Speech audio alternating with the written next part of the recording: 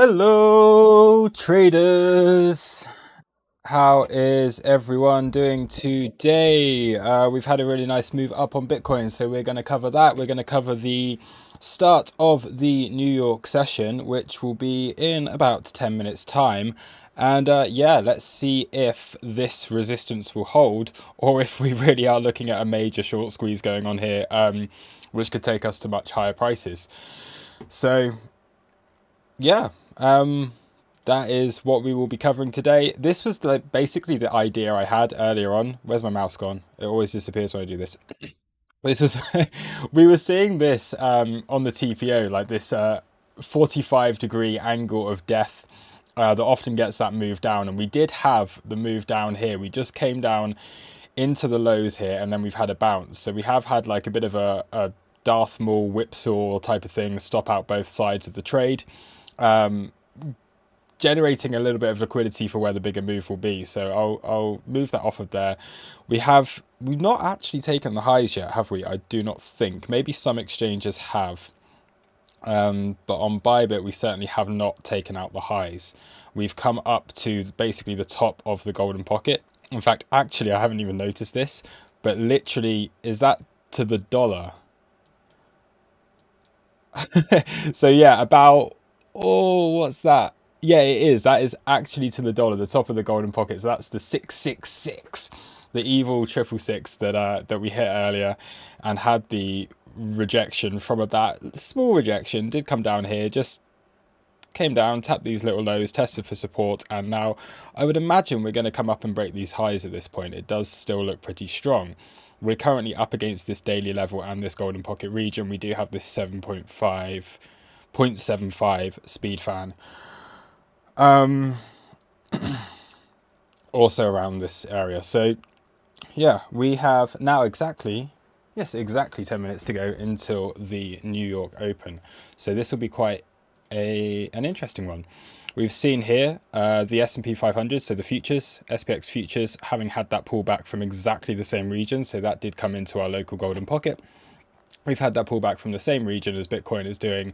Again, we have this as a slightly more macro golden pocket on here from these highs to here. Whereas on the stocks, we're basically looking at something more local. Yeah, S&P basically weaker currently than Bitcoin is on this move up. So it did have that double bottom at the lows on the S&P 500. Really nice. What does it always seem to do? Like SPX will always do a double bottom or a double top. It's really quite simple. Double top leads to a rejection. Double top, double bottom, and kind of at least double, sometimes triple, like it had here. And we've had a really good reaction from that. So yeah, interesting stuff on this. So we'll see where this opens. We are going to gap up by about 50 points on the SPX today. So that will be, yeah, very interesting to see. That will be opening like here. So we're going to gap through the gap. That gap doesn't actually need to be on there anymore. So yeah, interesting. We'll continue to monitor that. Bitcoin, is it going to take out these highs? It's literally just hanging out here. So I'm going to set an alert if we do take the highs out. Oh no, we're just going to do it now anyway, aren't we? Anyway, there's the alert. So if we do take out those highs, there it is. Cool, thanks Bitcoin. Thank you. Yes, I'm aware. That's what happens when I've got two trading view tabs open. It just goes crazy. Okay, potential swing failure pattern on this. I may have just taken a short. So we'll see how this goes.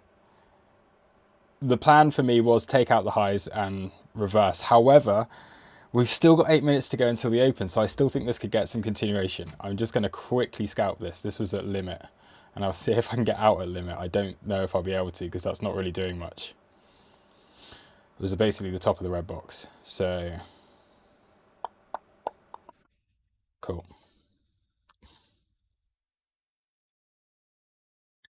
Always a trade to be had at the beginning of these sessions. and I'm scalping these highs like mad. It worked out really nicely when we had the. Let me just go back onto YouTube so I can see what's going on.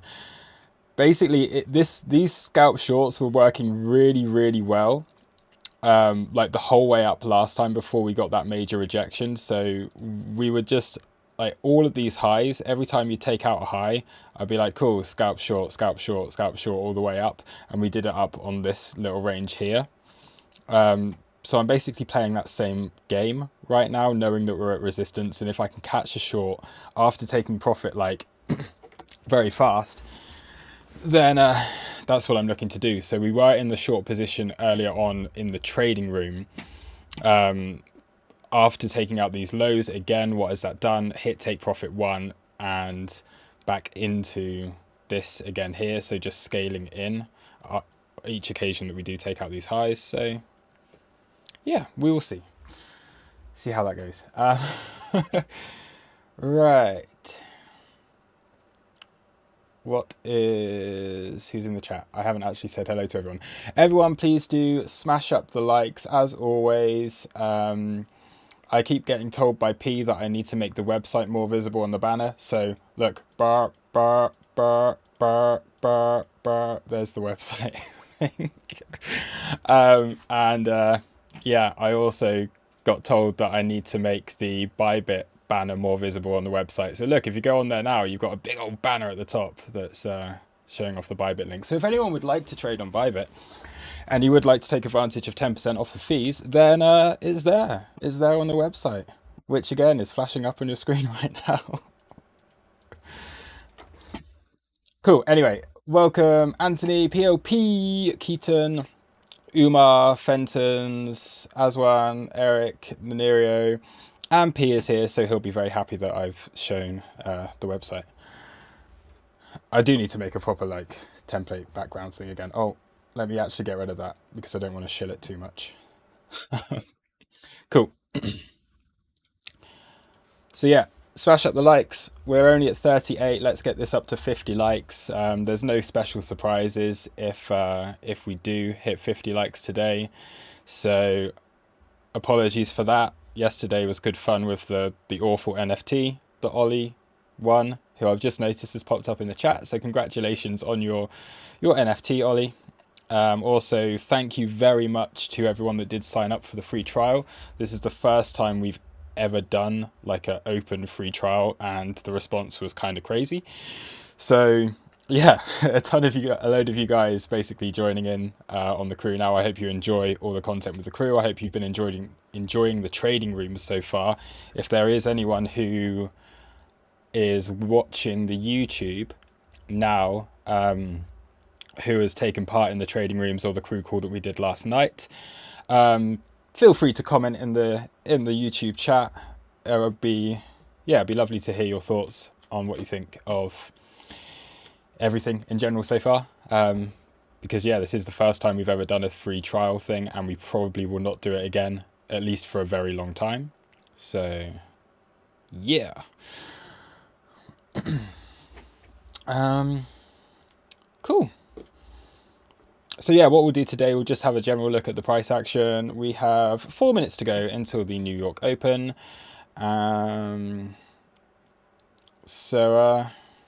Yeah, we will see what happens there, where this does open. So, of course, the futures are likely to remain about the same. VWAP would be kind of interesting, although this is on futures, so I think it will be more important what happens on the actual SPX when it does open about up here. We can have a look at some stocks. I have been trading stocks a lot more recently, and I would like to continue to watch certain stocks. So if anyone has any stock picks that they're looking at, that would be really interesting. We want to diversify a little bit out of crypto because it's kind of fun and it gives us something else to look at. And also any altcoins. So if anyone does have any altcoins they would like me to have a look at, we can do a little bit of TA on that. And yeah, we'll just take it from there and see how it goes. So this short is actually paid already, and we're coming back into some orders here. So I am just going to take profit on this, as I keep on doing. Scalp short, take profit, repeat. Scalp short, take profit, repeat. And then just basically just staying in a long position until I see a higher time frame change of market structure. So I'm going to see if I can get out a limit here, or at least take profit at a limit.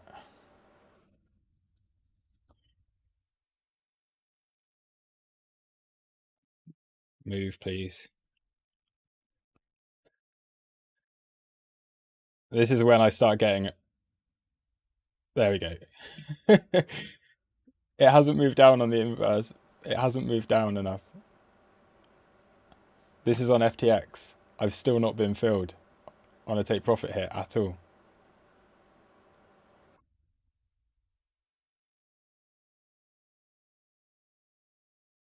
Now I have. Okay. And now we can continue. So at least I paid myself there. I didn't want to do that with the fees. I was just yeah, 0.3% move with fees included is a bit much. So in and out at limit, and then you're also getting paid for taking that trade because you get the rebate.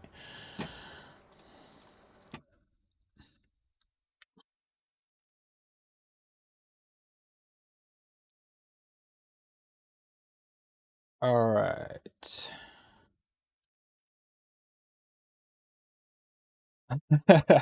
Ollie's NFT made him more lonely. Yeah.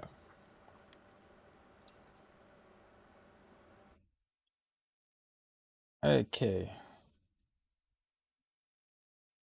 Um, Menthor and Menthran. Hey Luke, where do you place usually your take profit? One. So often my TP1, like I probably would have given this a bit more time if I wasn't doing a stream right now. Just simply because I just wanted to make sure I got myself paid before before anything else happened on this. But usually a take profit one for me will be when you start to see, I'm either reading the order flow and I'm just watching, like at this point, you have something like this that shows up on the chart, basically just the quickest, the earliest opportunity possible. So if you're looking on EXO, for example, the earliest level possible that you come to, I like to take profit on that, which we're kind of coming down to now. Or what I tend to do is, let's say I've scalped a short position. At the moment in which it starts to just hover sideways for a little bit, I'll just try and get myself paid at limit. So my take profit one's really early. It's not particularly technical. It's just really, I just like to pay myself as quickly as possible. So yeah, that basically being the reason for it. Take profit 2 and take profit 3 are very different. So for me, if we took out this low, that would be a TP2. I would expect a bounce there, and then actually that would be a bit more of a confirmation of a change of market structure, and then I could look to compound that short. And then we're looking at this low down here, which is why I've got an alert set there, and ultimately taking out these lows eventually is kind of the main plan for me on this. So I do have a swing slash day trade short idea off of this, which is, again, I am still long, but this basically being what I'm looking for is to take things down to here. And then what we have is your, let's pull a full fib. You can see just here, okay, your 382. So let me put on the level so everyone can see. So you do have your 382 fib down just where this liquidity is down here. You also have single print starting here. So we're looking at 43,350-ish region, and that does line up. Let's remove this. Does line up perfectly with these single prints from earlier on today, this morning. So that is what I'm looking for as the more kind of longer term short position.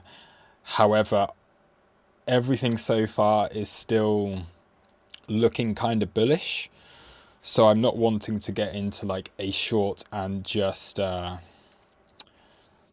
just hold on to it and risk price just blasting through, because above this level there's not really any resistance above us until we get to like up here.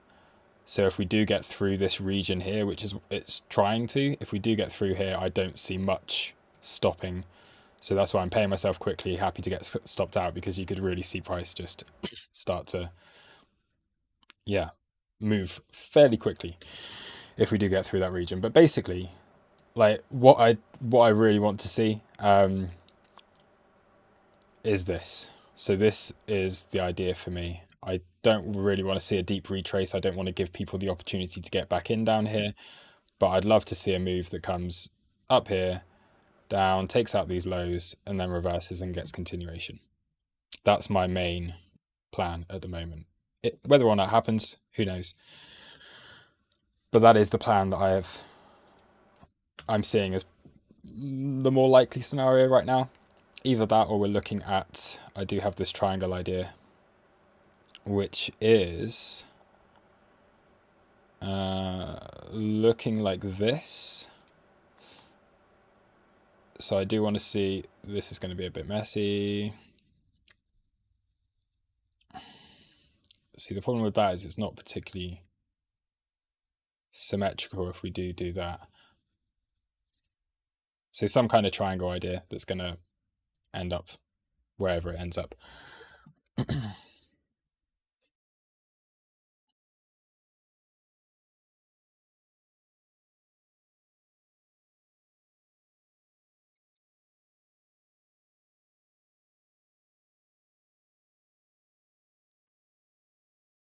All right. Do you recommend any particular platform for stocks? So so I'm UK based, so I think it really very much depends on where you are. For like stock trading, I just use eToro. And then for like more like investment, I use IG and HL, Hargreaves Lansdowne, I think they're called. I only just set up an HL account like recently, so they're like a broker, which are nice. But they're UK based, so those are what I use to trade stocks. Big old gap up on the SPX. Bullish. Let's check the futures. Interesting. Honestly, like right now, S&P 500 and Golden Pockets are just like best friends. So look, you come into Golden Pocket support down here, you hit the six. It's not even golden pocket. It's literally just the 618. It's even more simple than that. Hit the 618. Hit the 618. What happens? You come through here, hit the golden pocket 618. What happens? We get a bounce on the New York Open. We hit the 618. It's just don't need anything else on the chart. 618s and double bottoms and double tops and gaps on the S&P, and you can trade it really, really profitably. It's amazing. So we'll see how that gets on. Of course, on SPX itself, it doesn't have this pivot, so it doesn't have any of this going on. It's just like straight line down, whereas the futures does have that pivot there. So we could be looking up here if you get a really bullish day on the boomer markets.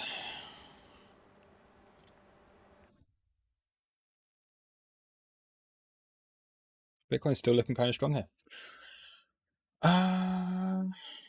94 viewers and only 50 likes. Let's get some more likes. Let's get some more likes. Please. Thank you. So just a partial close, do you move your stop loss to break even? Okay, so on this particular trade, like often when I'm taking these short positions against the trend, I'm doing this a little bit weirdly at the moment. So I'm basically just going short every time a high is taken within this region, because I'm aware that it is an area of resistance, and I'm going to do the same again in a minute. I'm building a hedged short position, but the way I'm doing that, which is a little bit unconventional, but it's the way that I like to do it and it does work, is I'll take a short here, I'll take profit on it quickly, I will then add back onto a short again here, take profit on it quickly. So I'm basically paying for each of these positions by the previous trade, which means I'm neutral, like net, no profit kind of thing. So I'm just paying in case it takes out the other high.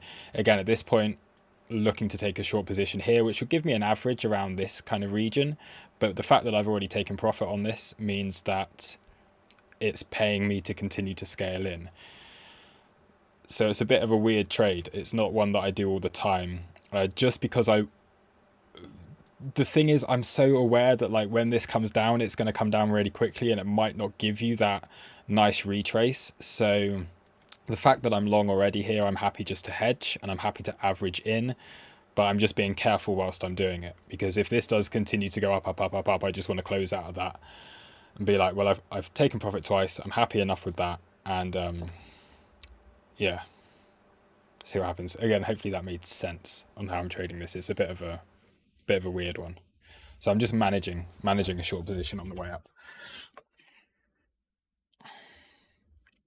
which is hedging against a long position that I no longer want to take profit on, because I'm have an aim up here. That's where I want to see my long position going.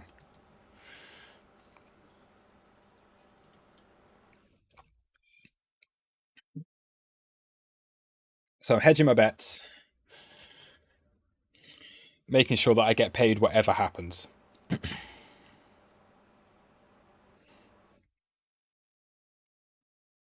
Lewis Neal, when shorting on a high time frame long, would that mean using two different accounts to long and short? Yes. So what I do, you've got this on like hedge mode on Bybit as well. So if you're trading the USDT perpetual, you can take a long and a short at the same time. So again, you could be long from down here, which again is the region that I'm in a long from. And then you could be hedging that with a short position instead of taking profit and reducing the size of the long, which still has plenty of room. Whoops. Which still has plenty of room left to go, in my opinion. Or the way that I do it is, yeah, just very simply two separate accounts on inverse perpetual. Because I'm kind of old school. I just like to trade the inverse perpetual.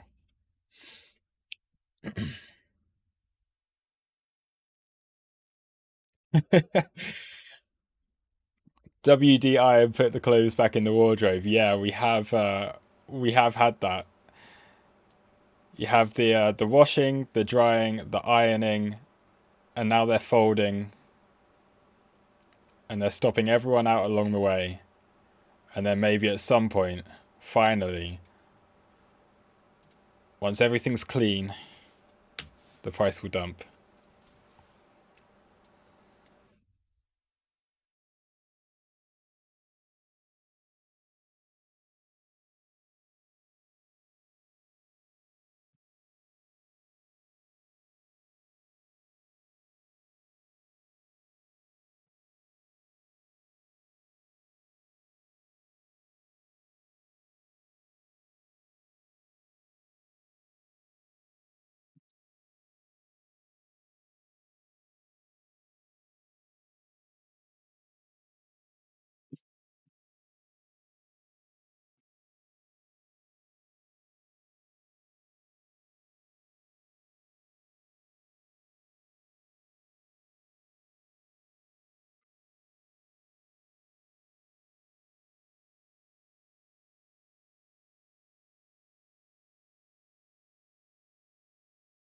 John Paul, can you spot a swing failure pattern on the really low time frame, like 3 minute or 5 minute? Yes, absolutely. In fact, it's lower than that for me. How I want to, the thing with like SFPs on Bitcoin is they happen really quickly, often. So, um, I I will trade them on the lowest time frame possible. I'll just go like, okay, highs have been taken.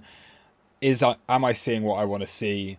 at that moment in time when the highs have been taken, am I seeing liquidations there? Am I seeing a drop off in open interest? Am I seeing trapped traders up at the highs or the lows of the move? So I'll look at this, I'll go, okay, cool. Do I see an imbalance? Yes, I see an imbalance. Do I see high positive delta going into that? Yes. Do I see a drop off in open interest? Yes. Um, that would tick all the boxes. And at that point, as soon as you have that move, pair that with liquidations. Did we see liquidations? Yes. It would just be an automatic thing like take the short. I often don't need to wait for a candle close on that. And if I am, it's going to be, yeah, like on here, you hang out for a while before you get the move. But I'm basically just looking at the lowest time frame possible in order to get into that trade, because I just want to catch it and then be able to be in that trade and then take profit. If it doesn't work out, it doesn't work out. But yeah, very much like an immediate analysis of what's happened on the chart. You see stuff like this with the order flow, where you do have stops being taken, you have a big drop off in open interest, you have longs opening up into it. Yeah, it's quite an easy one to take often. It's the same as the lows that we had down here. So when we did take out the lows of the range, okay, which was just here earlier on today, this was the reason I took profit on the short that I had taken earlier, because you see the same thing. Okay, so this happens on both the longs and the shorts. So what did we have? We had this move down. You have imbalances at the lows, so you have a lot of shorts at the lows. You have not so much a drop off in open interest on this occasion, but you do have high negative delta coming into it, a lot of selling, and then an immediate reversal. And then the open interest starts to pick up again afterwards. So it's just low time frame scalpy kind of stuff. That's what I tend to look for, and trading it as have it is instant of a, yeah, I look for like instant feedback on it. So yeah.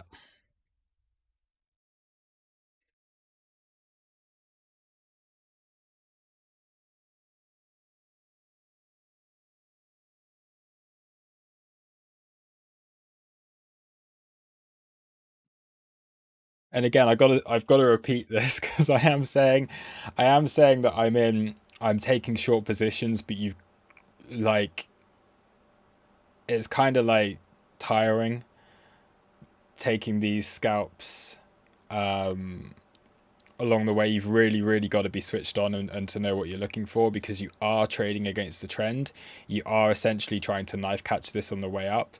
But if you can do it profitably, then at some point things will reverse. I think it's quite clear we're seeing absorption of we're seeing the buyers being absorbed by sellers up at these highs, but you're waiting for a market structure change, which could come like over 1% down. And I kind of often like to get in up at the highs. So it's very much it's a little bit risky here, and you've got to be able to know what you're looking at in order to trade this stuff. I would not recommend like anyone who's new to trading trying to scalp like this on the low time frames. Of course, no financial advice. This would just be paper trading anyway, right? Um, but yeah.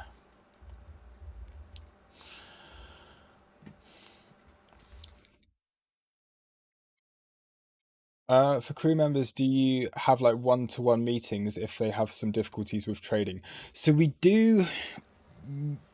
The thing with one-to-ones, we do have a mentoring program, but we're only a small team, and we're kind of, it's luxury that does those, and they're basically full at the moment. So for the mentoring that's within the crew membership, we don't really have any space on that, because again, like unless we expand the team quite a lot and can start to do more stuff, because really my focus is on the crew as a community more so than like one-to-ones, because they take up a lot of time. I do offer, I I don't like have one-to-ones as a set thing, but if anyone is looking for like uh, that kind of thing, then it's something that can be discussed. But yeah, it's basically on like a yeah. So yes and no. We do offer it, but at the moment we don't have much time in order to be able to offer any more of that. So that's why I try and just focus on the training rooms, and I hope that they're useful for people.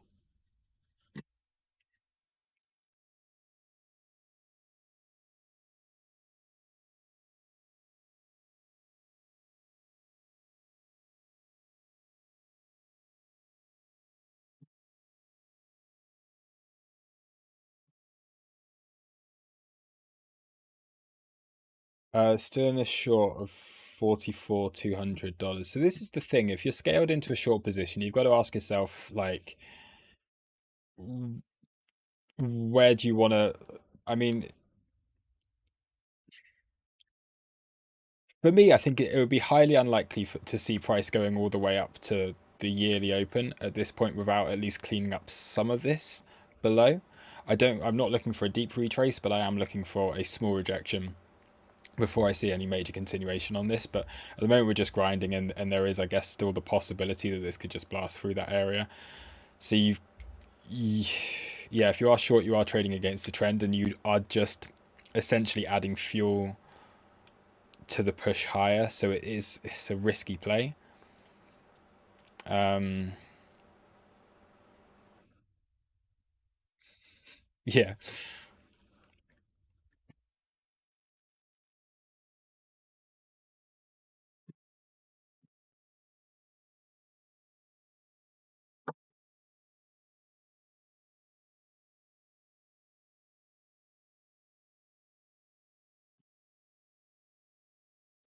Uh, Ivalo, yeah, so members need to go through learning materials and playbooks and see how to apply those in trading sessions. You organize and develop trading style and strategies. Yeah, so the playbooks are basically like, yeah, trade ideas that that can kind of get you started, and you can start to see how they work for you. And they're ideas that we have that we trade within the trading rooms and everything. So the playbooks are always a really good place to start. That gives you the strategies that I like to trade and that other people in the crew like to trade. Um, and yeah, again, if you, I don't know, drop us a DM if you're like, yeah, if you want to know anything more about kind of how to make the most of the educational content and everything.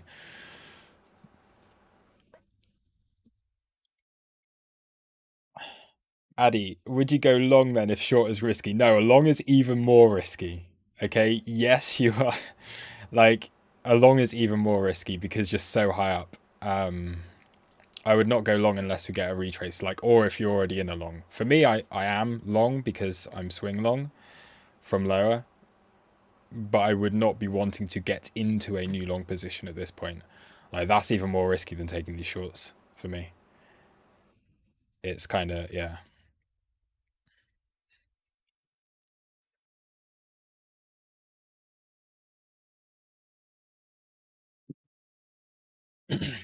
Possible SFP on ETH. Let me have a look at ETH. Oh, nice. Yes. Yes. Okay. Ethereum looks good. Ah, why didn't I set alerts on this? That that looks nice. So Ethereum has taken out a major high here and is having more of a pullback. You've got certainly a bit more going on there. Let me take a look on Ethereum.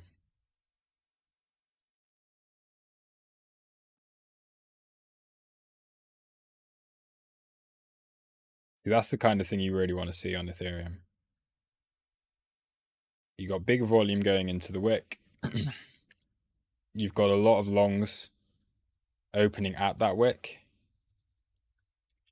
A lot of shorts stopped out, decrease in open interest, pullback. So Ethereum looking more like an SFP than Bitcoin is, which is still kind of grinding. Ethereum looks a bit more clear. Battery level is critical on the following device, wireless mouse. Oh, my mouse might die in a minute. I need to charge it. What?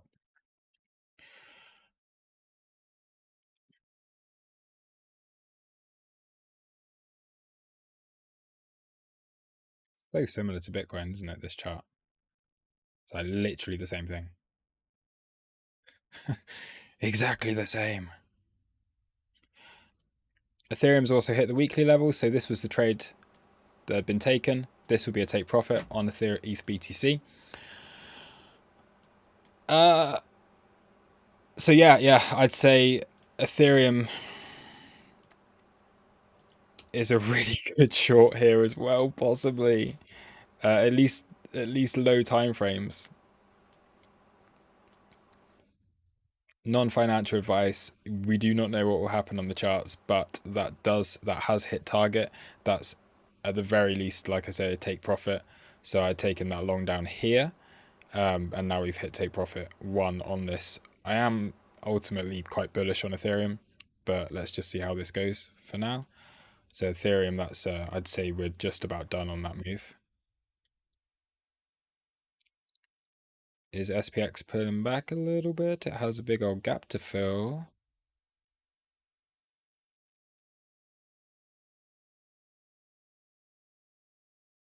I'd imagine a lot of the other altcoins have hit nice targets here as well. Dot, again, Dot, another one which came into the golden pocket. So we were looking for longs here around like $18.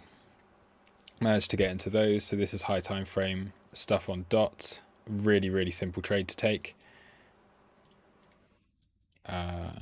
You had your point of control here, you had your golden pocket region, and now we're looking up at, for me, the target on Dot was like up here. So within this region. So we've not quite come into that yet.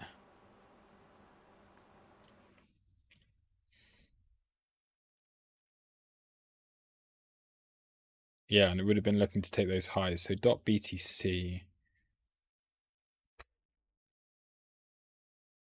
You need to see a bit more volume coming into this on Dot. So we'll see how that goes.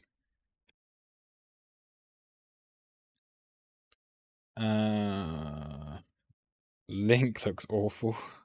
But, oh, actually, Link has come back into support on the BTC pair. So I'm just scanning through some alts right now.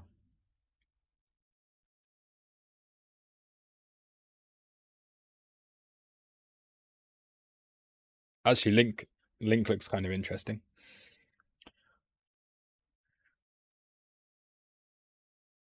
Back in support and really low volume here. Okay. Back to Bitcoin, back to Bitcoin, back to Bitcoin.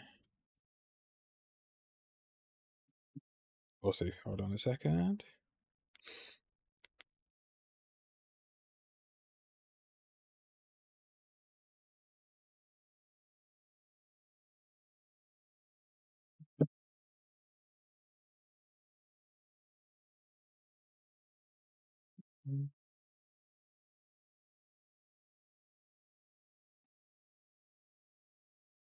First of all, do you use high, close, low 3 on your session, weekly, monthly, etc.? On the VWAPs, yes.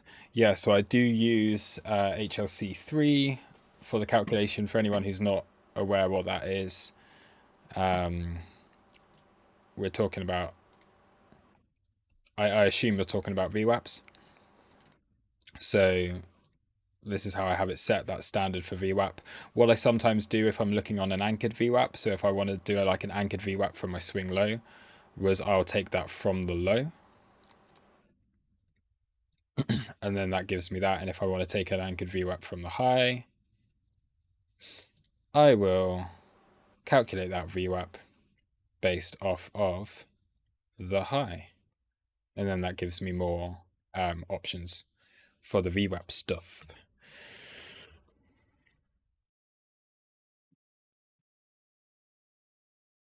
Would you say there's a possible inverse head and shoulders on the daily on BTC? Again, no, but I know what you're talking about. So The answer is no, there isn't an inverse head and shoulders because the volume and the neckline are not a head and shoulders. But we did talk about this yesterday in the trading room with the crew, and I think I was saying yesterday that everyone, like literally everyone's going to be looking at this. So I can guarantee there are people saying you've got a big inverse head and shoulders on Bitcoin right now, with this being the neckline. Okay, it's not correct. It's not an inverse head and shoulders. First of all, you'd want to see. I mean, the volume profile is kind of there. You do want to see volume decreasing, but the fact that you've got a neckline like this just means it's just not. It's not the case. You're not going to get a move up like this out of a pattern like this. It's just unrealistic. Um, if it happens, you'd be very lucky. So yeah, I know what you mean. I know it's there, but not for me. I'm not trading in inverse head and shoulders on this.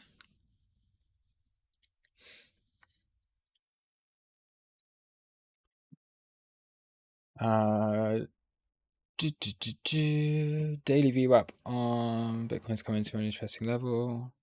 Yes, it has. So if we do pull back here, the session VWAP would be a really, really, really nice area to take a long position. If we do pull back, I will absolutely 100% be scalping off of this. It would be too good to pass up. Like, you don't have a trending day this strong without getting, like, if you hit session VWAP with space above, it will be a really, really nice trade. Sorry, I'm trying to just get through all the questions on here. I know there's a lot. Uh, Francesco, great content. Could you explain at one point you hedge yourself with a short being in a swing long? Um, yeah, thank you as well for your compliment on the content. I'm, yeah, thank you. Um, so at what point you hedge yourself with a short? So at the moment I'm hedged in a short. So this is what I was saying earlier. We've hit significant resistance. We've come through basically like three quite strong zones of resistance already. We do seem to be finding some absorption up at these highs.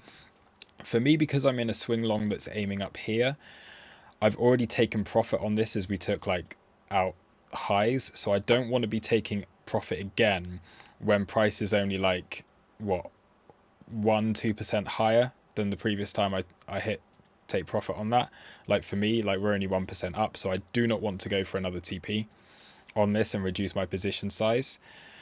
So instead what I'm doing is I'm building a short position that's relatively small at the moment, but it would pay for me to compound if we were to get a move down.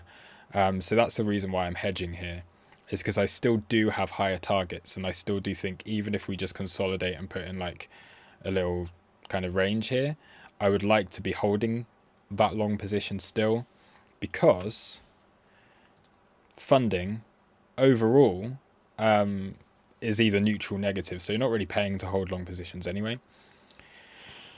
So that's the reason why I'm hedged, and the reason why I'm hedging now is because we are at important resistance, basically. And what I'd really like to do is have a move down here where I can compound my long position and then take it up to the yearly open, which may or may not happen.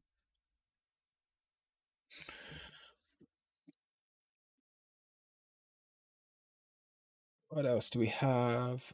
Stuart, do you find it difficult limiting in on your scalp positions, such as the short you just took? As obviously to save on fees, you took the short on the ask side. Do you find yourself chasing price, or did you get in on the bid side, which is the same as market, so no fees saved? I Yeah, if I'm going in at limit, it will be, so if I'm looking at short, I'll be in on the ask side.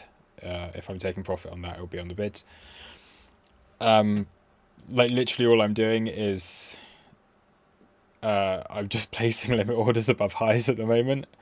It's really, really simple.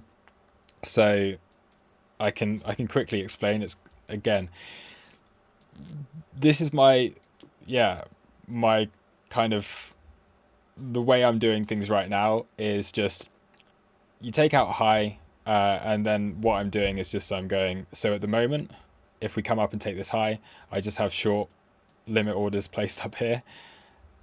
Then if we come into them, they fill.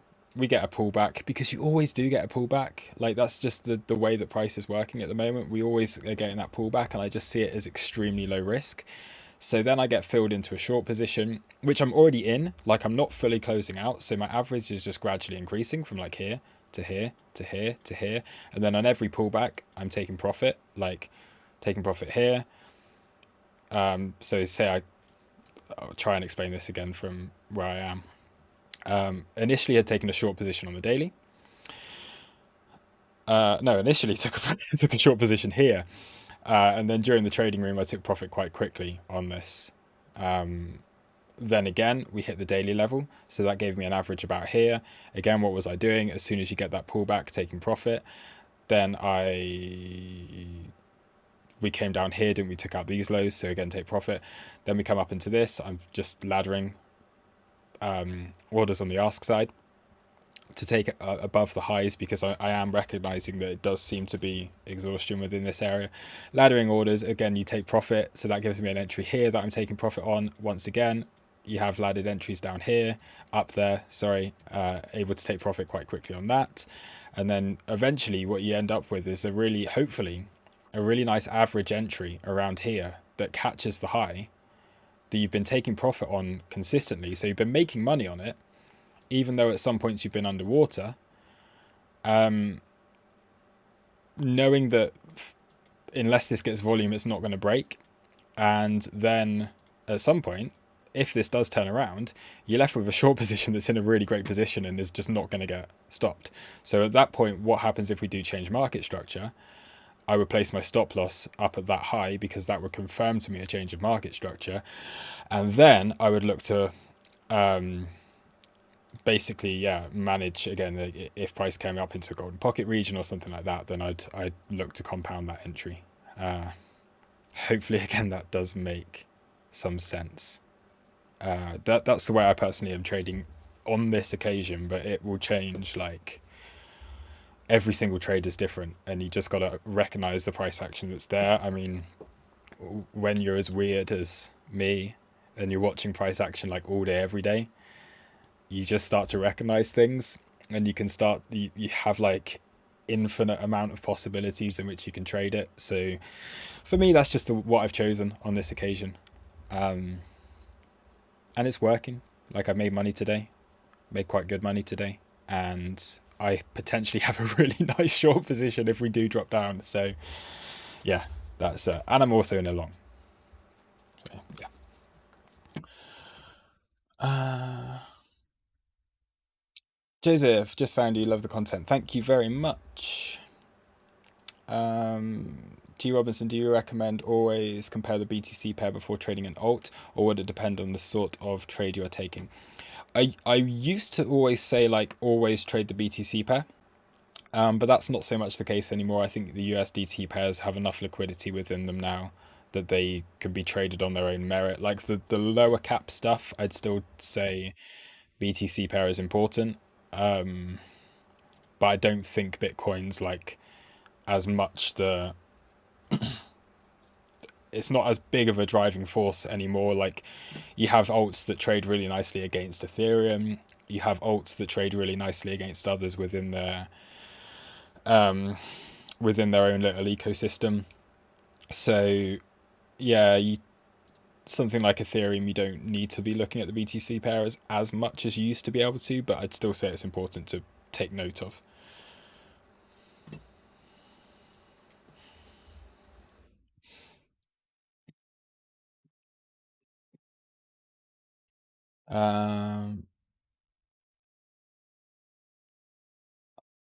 Ottoman, how long the trading session last in the crew? So the trading rooms we do, so these are live trading rooms we do each day.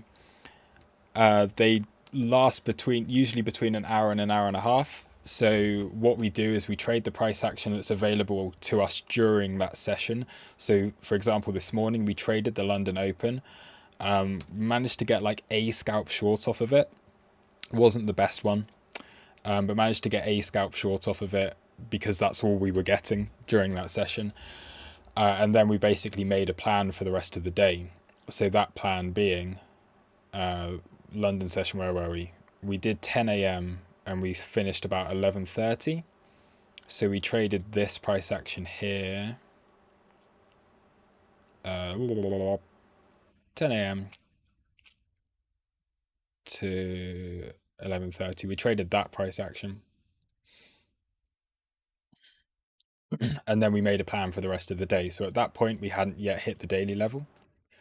So we were still looking for higher prices. However, because that's all we got, we did take a scalp short up here. Then, of course, we hit the daily level. That was part of the plan. Took a better short position and then took out these lows. And now we're here. So, yeah, each day we do, yeah, an hour to an hour and a half of trading room content. And then after that, we plan for the rest of the day. And then if we get volatility, I often jump into voice chat or a Zoom call or something else throughout the day when we do get the volatility. So today I was expecting volatility and I wanted to do a live stream, so I've done a live stream. On other days, I will just do a crew call or something like that if we do get the volatility. So yeah, we're always covering everything, or we try to.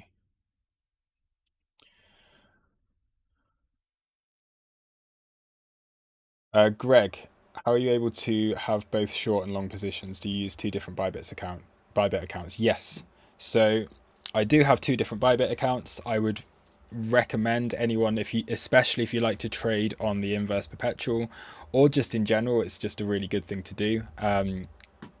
It's always nice to have more than one account because you don't find yourself flipping. Like you can just relax a bit. You're like, okay, cool, I'm long. This hasn't hit my target yet, but I see another trade opportunity here. So therefore, I can keep my long position open because if it goes up here, great. However, I have another account that is not being used. I may as well utilize this to see if I can get a short position and make money on that account while this other account's making money as well. So for me, like having two accounts is really, really nice. Or as yeah, Get Records has just said, you can turn on hedge mode in Bybit, but personally, I don't have that. I just like to trade on different accounts. I don't like to mess up one account with so many trades. So again, if you do want to open, gonna do it. If you do want to open a second Bybit account, or if you want to trade on Bybit because it's really good, you can go onto our website, tauruscrypto.com. I've stuck a big old banner at the top so you can't miss it anymore. You click on Trade Bybit. We have 10% off of fees, and then they're offering up to $4,100 in bonuses. Now you'd have to deposit a lot in order to get that bonus, but it does just link you straight through to the Bybit account there, and then you can sign up. So yeah, that's quite a. There you go. I've done that. And that is at tauruscrypto.com. Flashy, flashy in the bottom corner of your screen. tauruscrypto.com.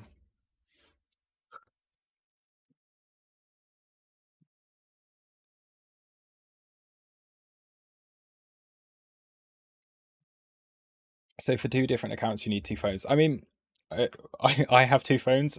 Um, I also on if you're using Brave browser or something, you can just have different profiles.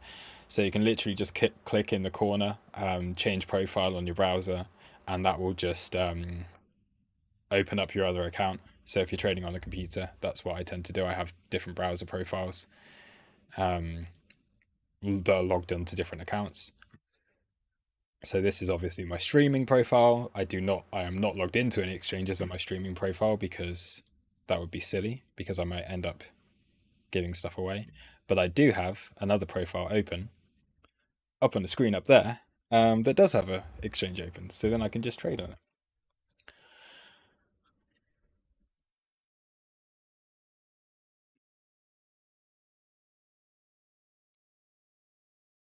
Whee! Moving down.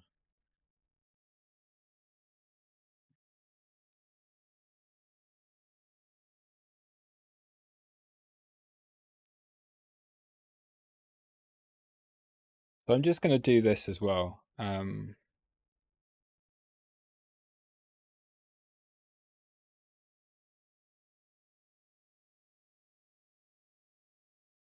Oh, no, it's okay.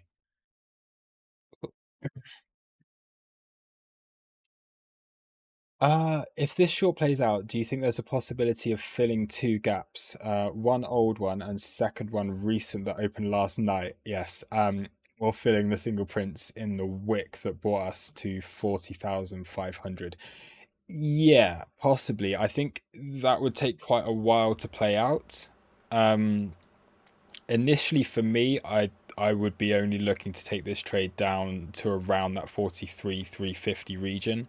I think the top of the single prints looks really nice, but I know what you're on about. I do think 40,500 is a possibility still. Uh, so we do need to be aware of that. And basically what that would give us. So let's just go over the three things you mentioned. So top these single prints, yes, 100%. That's where I'm aiming for on this, and even just this little region here for a little bounce, and then to trade it down into this area. I think that the top of this would get a reaction first of all, then you'll probably make a lower high, then you'll come down, in order to take the rest of these. So then you have, yeah, like ideal scenario, 43,350 bounce. Then you come down to 42,750 bounce.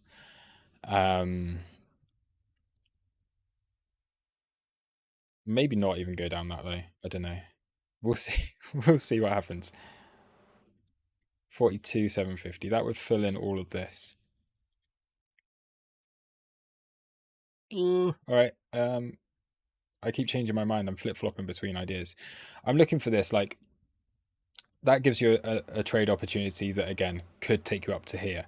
If that doesn't work, you'd be looking at a take profit, and then you'd be looking at an entry further down around this kind of area, which is your lower single prints. Of course, if then things start to get a bit bearish and a bit awful again, then this region below these lows,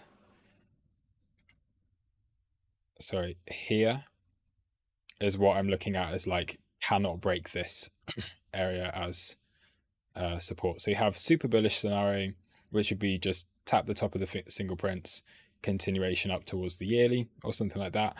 Or actually, no, super bullish scenario is just go up in a straight line. My most likely probability scenario is do something like that. Then you have this one, which could be a range and you consolidate and then maybe break up or break down from there. And then you have the option of this consolidate and break down into this area, setting up an ABCD correction, which then again you can still look for that yearly level afterwards. So there's tons of things to trade right now, which is why everything for me, like I just like to start it as a scout position, and then if I can get a swing trade from that, then that makes me happy. But there's so many different options you can play. There's ABCD corrections here. There's potential harmonics in play. So we could have, I'm just going through loads of random ideas right now. We got a potential like harmonic here coming into 618. Whoops, that drawn that incorrectly. So we could take that down maybe into this kind of region, your 618 down here or your 786, maybe even take it down to the weekly open, something around there. Then you'd be taking that, oh, for God's sake. And you could be trading something like this, depending on where it ends up. So that, yeah, there's options here.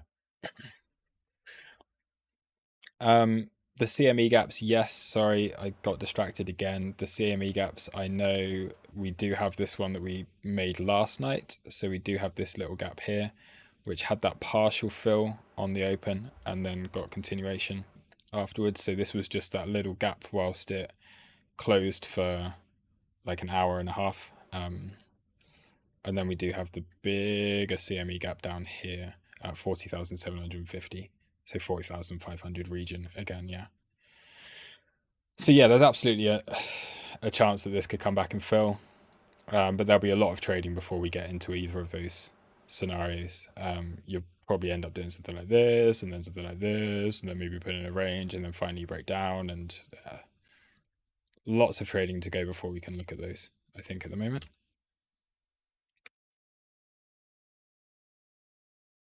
But yeah, absolutely, they could fill. And if I'm still holding this short by the time they do fill, then that would be great.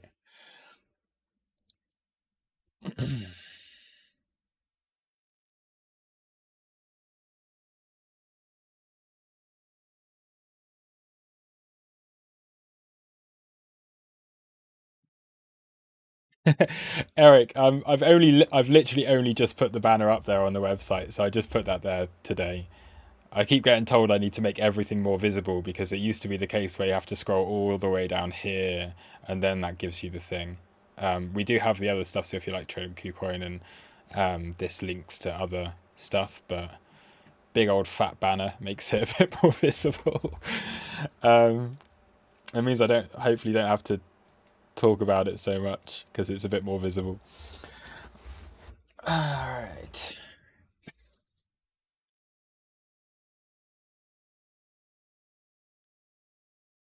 Basketballs. Putin withdrew his armies. Yes, he did. Of course he did. Always going to happen. You've got a little 1 minute cipher playing out here as well.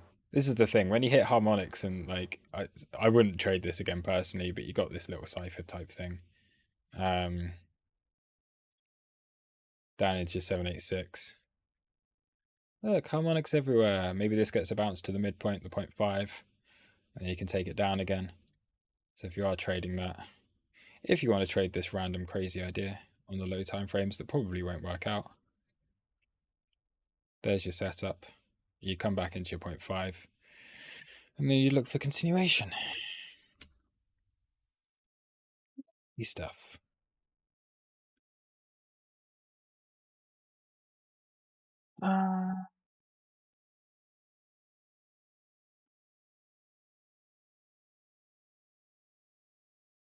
Basketball, so you won't be making a limit close order on your position, just market close after checking reaction is your way. No, I'll close at limit. I mean, I'm always looking at the chart, so if something, I generally don't need to market in that often. Like well, I do on some. Like today I haven't been marketing in, but like you could get out at limit on a trade right now. It's not difficult. You just go 50, you go the closest point below. So if you want to take profit on a short position, you just literally just click, stick a trade on there. The chances are it will fill. Like it's very rarely that that you start chasing this stuff. On this occasion, I've literally just said that, and we're probably just going to bounce at this point, and it won't happen. But if, say, for example, you did want to take profit here, it wouldn't be difficult. And I would often just have take profit levels below liquidity anyway. So yeah, I like to do as much as possible at limit. Um, if I'm getting in at market, then yeah. But also the fees aren't that bad overall. Like this is only like really short scalping. If I was to again, if I was feeling lazy and we came all the way down here, um, although saying I wouldn't need to get it out at market, I probably would. I'll just click a button and it's just done. Because what is a 0.075% fee on a trade when you've had a 2.6% move? It's not a big deal. So there is that as well. Limit market doesn't make too much difference to me. If I'm feeling lazy, I'll get in at market. If I'm not feeling lazy, I'll get in and out at limit. And quite often I'm feeling lazy, but I always try to get in and out at limit.